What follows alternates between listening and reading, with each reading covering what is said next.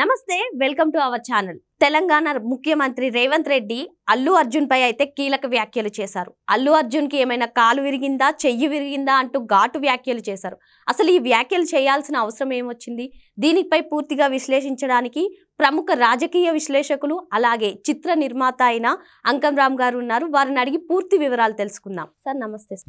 Sir, ఇటీవల ఏదైతే సంధ్య theatre వద్ద ఒక మహిళ చనిపోయిందో దాని గురించి అరెస్ట్ అయిన అల్లు అర్జున్ ఒక రోజు జైల్లో గడపాల్సిన అవసరం వచ్చింది సార్, ఆయనపై కేసు నమోదు అవడంతో. దీంతో ఆయన అరెస్ట్ అయి వెంటనే ఇంటికి వచ్చిన తర్వాత సినీ నిర్మాతలు అవ్వనివ్వండి, హీరోలు అవ్వనివ్వండి, వారి ఇంటికి క్యూ కట్టారు. మరి దీన్ని రేవంత్ రెడ్డి గారు ఘాటు వ్యాఖ్యలు అయితే చేశారు. అల్లు అర్జున్కి ఏమైనా కాలు విరిగిందా, చెయ్యి విరిగిందా, హాస్పిటల్లో ఉన్న బాబుని చూడడానికి పరామర్శించడానికి ఒక్కరు కూడా ముందుకు రాకుండా ఆయన ఒక్క రోజు జైల్లో ఉంటే ఇలా క్యూ కట్టారు అంటూ ఘాటు వ్యాఖ్యలు చేశారు. అసలు ఈ వ్యాఖ్యలను ఎలా చూడాలి సార్? అంటే రేవంత్ రెడ్డి గారు ఈరోజు శాసనసభలో ఒక ముఖ్యమంత్రి హోదాలో జరిగిన ఉదంతాన్ని గురించి చాలా స్పష్టంగా తన ఆవేదన వ్యక్తం చేశారు. ఒకటి, రేవంత్ రెడ్డి గారి మాటలను అయితే నేను ఏకీభవిస్తున్నాను, ఆయనకు మద్దతు కూడా తెలుపుతున్నాను.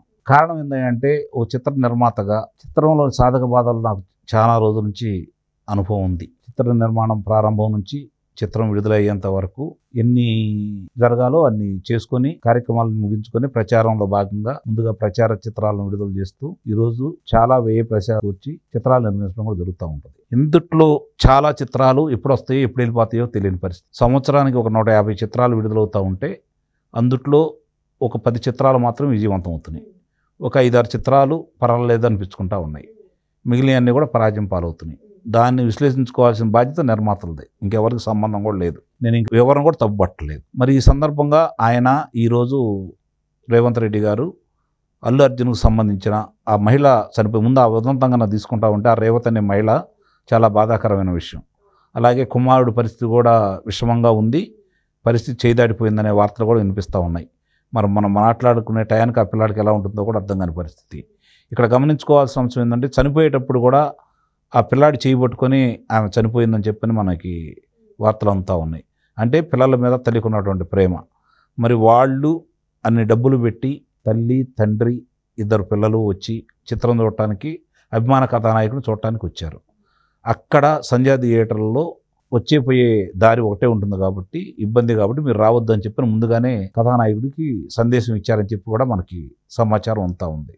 దానికి థియేటర్ల యజమానులు కూడా బాధ్యులే, అందులో ఎలాంటి సందేహం కూడా ఏం లేదు. అయినా సరే అతను వచ్చినవాడు చిత్రం చూసి వెళ్లకుండా ఓపెన్ టాప్ జీబులో ప్రదర్శనగా వచ్చేసి ఆ తర్వాత ఉదంతం జరిగిన తర్వాత కూడా బలవంతంగా బయటికి తీసుకెళ్లేటప్పుడు కూడా అలానే వెళ్ళాడని చెప్పని ఈరోజు మనం అంతకుముందు చూసాము, ఈరోజు స్పష్టంగా చెప్పడం కూడా జరిగింది. ఇందులో ఒక మనిషి చనిపోవడానికి కారణం ఏంటనేది కూడా గమనిస్తూ ఉంటే, మామూలుగా ఆ థియేటర్లో ఎంతమంది ఉంటారో అంతమందిని మాత్రమే అనుమతిస్తారు. అక్కడేం తొక్కిస్లాట్ అయితే జరగదు కదా. ఎప్పుడైతే ఆయన వచ్చి ఇట్లా జరుగుతున్నాడో ఒక్కసారిగా వచ్చి మీద పట్టడం వల్ల అతను చూడటానికి ఎగబడినందువల్ల జరిగినటువంటి ఉదంతం ఇదంతా. మరి దాని చాలా బాధాకరమైన విషయం. నిస్సందేహంగా అతని వల్ల జరిగిందా లేదా అతన్ని తొక్కాడా లేకపోతే అతని వల్ల జరిగిందా అనే దానికంటే అతను అలా చేయటం వల్ల జరిగిందనేది వాస్తవం కాబట్టి బాధ్యుడు అతను చేస్తూ అతన్ని 11వ ముద్దాయిగా అభియోగం మోపడం కూడా జరిగింది. ఒకరోజు కారాగారంలో ఉన్నాడు. న్యాయస్థానం అతనికి వెలుసుబాటు ఇచ్చింది. వెలుసుబాటు ఇచ్చిన సందర్భంగా ప్రముఖులందరూ వెళ్ళి ఆయన్ని పరామర్శించారు. రేవంత్ రెడ్డి గారు బాధపడిన దాంట్లో ఆ మహిళ చనిపోతే ఆ కుటుంబాన్ని వీళ్ళు ఎందుకు పరామర్శించలేదు అనేది ఆయన వాదన ఒక రకంగా సమంజసమే, మనం కాదనలేని విషయం. మరి ఇలాంటి ఉదంతాలు భవిష్యత్తులో జరగకుండా కఠిన నిర్ణయం ఇక్కడ వరకు తీసుకుంటానని చెప్పి ఆయన ఈరోజు చెప్పడం కూడా నేను దాన్ని ఆహ్వానిస్తున్నాను. కారణం ఏంటంటే, అధికంగా డబ్బులు పెట్టి చిత్రాలు నిర్మిస్తున్నారు, కాదనట్లేదు. ఎవరి కోసం ఆ డబ్బులు పెడుతున్నారు, ఎందుకు నిర్మిస్తున్నారు అంటే ప్రజల దగ్గర అదనంగా ఎందుకు వసూలు చేస్తూ ఉన్నారు. ఇది ఈరోజు ఆయన మాట్లాడిన దానికి నేను ఇక భవిష్యత్తులో ఇలా ముందస్తుగా చిత్రాలు చూపించే కార్యక్రమం కావచ్చు, లేకపోతే అధిక ధరలకు అమ్ముకునే కార్యక్రమం కావచ్చు నేను చేయించను, నేను అధికారంలో ఉన్నంత వరకు అని చెప్పాడు. నేను దానికి మనస్ఫూర్తిగా నేను స్వాగతం పలుకుతున్నాను. ఎందుకంటే మీరు గమనించుకోవాల్సిన అంశం ఏంటంటే, ఒక చిత్రం అధికంగా ఖర్చు అయింది అంటే దానికి సంబంధించినంత వరకు సహాయం పనిచేసే వాళ్ళకి ఏమీ పెద్దగా వ్యత్యాసం ఏమి ఉండదు. వాళ్ళకి చిన్న చిత్రాలకు ఎట్లా ఇస్తున్నారో వాళ్ళకి అట్లానే ఇస్తారు. ఎవరైతే సాంకేతికంగా పేరొందిన వాళ్ళు ఉంటారో, కథానాయకులు కావచ్చు, కథానాయకు కావచ్చు, సహనటీనటులు కావచ్చు, సాంకేతికంగా వచ్చేతలకి సంగీత దర్శకులు కావచ్చు, లేదంటే కళాదర్శకులు కావచ్చు, ఇలా మిగిలిన వాళ్ళందరం పోల్చుకుంటా ఉంటే ఛాయాగ్రహుడు కావచ్చు వీళ్ళందరికీ అధిక మొత్తాల్లో చెల్లిస్తూ ఉన్నారు. అంటే వాళ్ళ అవసరాల కోసం చెల్లిస్తూ ఉన్నారు. అట్లానే ఇప్పుడు దానికి 100 రెట్లు మామూలు చిన్న నిర్మాత ఒక చిత్రం తిరిగితే 2 కోట్లు 3 కోట్లు అవుతూ ఉంది. వీళ్ళు 200 కోట్లు 300 కోట్లు అంటే 100 రెట్లు అధికంగా వీళ్ళు చిత్రాలు ఖర్చు పెడతా ఉన్నారు. కానీ ఇందుట్లో పనిచేసే కార్మికులకు ఎవరికైనా సరే చిన్న నిర్మాత ఇచ్చిన దానికంటే అదనంగా 2 రెట్లు ఎవరైనా ఇస్తున్నారా?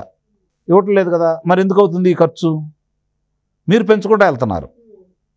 కథానాయకుడికి సాంకేతిక నిపుణులకి మీరు పెంచుకుంటూ వెళ్తున్నారు. ఆ బాధ్యత అనేది నిర్మాత తీసుకుంటా ఉన్నాడు.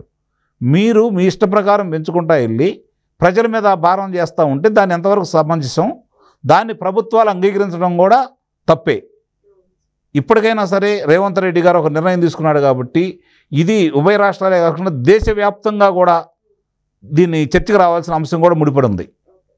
ఇప్పుడు రేవంత్ రెడ్డి గారు తీసిన అందుకే నేను సమర్థిస్తున్నాను. ఆయన తీసుకున్న నిర్ణయం సమంజసం.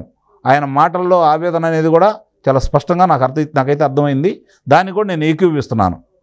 ఇప్పుడు చనిపోయిన మహిళల గురించి ఆలోచించకుండా సరే వీళ్ళ వ్యాపారానికి సంబంధించిన కాబట్టి ఇప్పుడు ఆ చిత్రం అతను పెట్టుకుంటే ఎక్కువగా లాభాలు వస్తాయని ఆలోచనతో కావచ్చు, అతను మన చిత్రం నటిస్తే మనకు కూడా పేరు వచ్చిందని చెప్పని అతనితో అనుబంధంగా ఉన్న దర్శకులు రావడం తప్పట్లా. నేను అతను వచ్చి పరామర్శించడం తప్పట్లేదు. ఎందుకంటే వాళ్ళకు ఉన్న అనుబంధం చనిపోయిన బాధలో రేవంత్ రెడ్డి గారు మాట్లాడారు.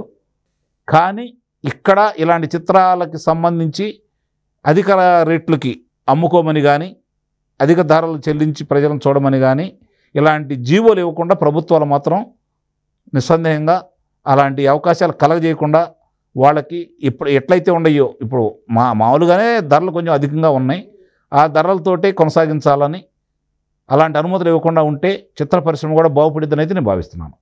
సార్ ఇప్పుడు అరెస్ట్ అయింది, ఒకరోజు కారాగారంలో గడిపి వచ్చింది, ఏదైతే మహిళ చనిపోయిందో దాని గురించి, అలాగే బాలుడు ఎంత విషమ పరిస్థితుల్లో ఆసుపత్రిలో ఉన్నారో దాని గురించి సార్.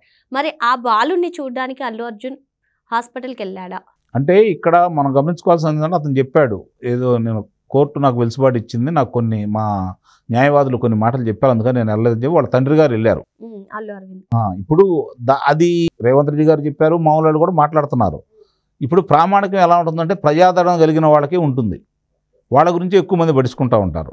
వాళ్ళకి సహాయం ఏం చేయాలి ఏంటనేది వాళ్ళు నిర్ణయించుకుంటారు. చిత్ర యూనిట్టా లేకపోతే థియేటర్ల కథానాయకుడా అంటే చిత్ర యూనిట్ అంటే అందరూ వాళ్ళ దాంట్లో వస్తారు కాబట్టి వాళ్ళందరూ నేనైతే సహాయం చేస్తాను ఆయన అన్నాడు కాబట్టి ఇప్పుడే దాని గురించి మనం మాట్లాడుకోవడం అంత సమస్య అనేది నేను భావించట్లేదు. కానీ ఒకటి మాత్రం నిజం, ఇప్పుడు ఎవరేమనుకున్నా కూడా వీళ్ళకి సంబంధించిన విషయం కాదు కదా పరామర్శించే వాళ్ళకి. పరామర్శించే చిత్ర పెద్దలు ఎవరైనా సరే వాళ్ళు అతనుకున్న అనుబంధం ప్రకారం వెళ్తారు. బాధితుల దగ్గరకు వాళ్ళు వెళ్ళాలనుకోవటం, వాళ్ళకి సహాయం ఏదైనా చేస్తే పెద్ద మనసుతో చేస్తే సంతోషపడాలి. వాళ్ళు చేయాల్సింది అల్లు అర్జున్ చేయాలా, ఆ చిత్ర నిర్మాతలు చేయాలా, ఆ చిత్ర దర్శకుడు చేయాలా, ఎవరైతే ఉన్నారో పంపిణీదారుడు ఉన్నాడో అతను చూసుకోవాలి, ప్రదర్శనశాల ఏదైతే ఉందో వాళ్ళు చూసుకోవాలి. అంతవరకు మనం ఒప్పుకోవాలి. అంతే తప్ప పరామర్శించిన దానికి అలా మాట్లాడటం అనేది నేను కూడా ఏకీవించట్లేదు. మొత్తానికి ముఖ్యమంత్రి వ్యాఖ్యలు అయితే ఎలా ఉన్నా సరే ఆయన తీసుకున్న నిర్ణయం అయితే సమంజసమని సార్ అంటున్నారు. Thank you sir.